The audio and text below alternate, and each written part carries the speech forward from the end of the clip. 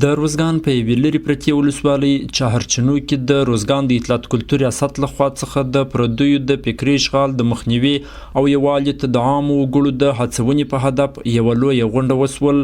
د روزګان د اطلاعات کلتور ریاست د ځوانانو چارو امیر عبدالغفور کامران وایي د دغې غونډې څخه هدف د غربي نړۍ له فکري جال څخه د ټولنې د وګړو راګرځول او یووالی دی.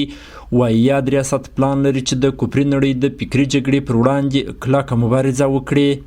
د ځوانانو پر فکري رغښت باندې کار وکړو. دغه اولینو شتو څخه یو شرط و او دوم قدم کې دا و چې د داخل د مابین د اتفاق او اتحاد یووالی راسي او دغه اوسني ځوانان چې اوس هم د دې فکرونو د غربي نړۍ ښکار دي او یا هم غربیان کوشش کوي چې اوس هم خپل دغه فکري جګړه بیا هم په هېواد کې مروج کړي او خلک د دې جګړې ښکار کړي. نو دوی کوشش کوي چې د ځوانانو فکرونه د دغې غربي فکري جګړې ښکار کړي او کوشش وکړي چې دا نور هم په دې ځوانانو کې مروج کړي تر څو د خپله برنامه پر دغه ځوانانو باندې عملي کړي. خو موږ کوشش کوو چې د دوی په دغه باطلو افکارو په مقابل کې دغه ځوانان ته داسې مسج ورکړو چې هغه د اسلامي نظام اړوند یو داسې مسج تر څو د دوی دپاره یو غږ متونکی جواب د دې ولسوالۍ عام اوسېدونکي وایي 20 کاله سخته قرباني ورکړې او په خبره چې اوس د اوسني نظام تر شا ولاړ دي. هغوی له مسؤلینو غوښتنه کوي چې د چهارچنو ولسوالۍ هر اړخیزو ستونزو ته دې پام وکړي. وشکر الحمدلله ګرد ولایت تر لویو تر کوچنیو پورې تر سپین ږیرو تر ځوانانو پر علماو پورې ټوله ولایت ډېر خوشحاله دي.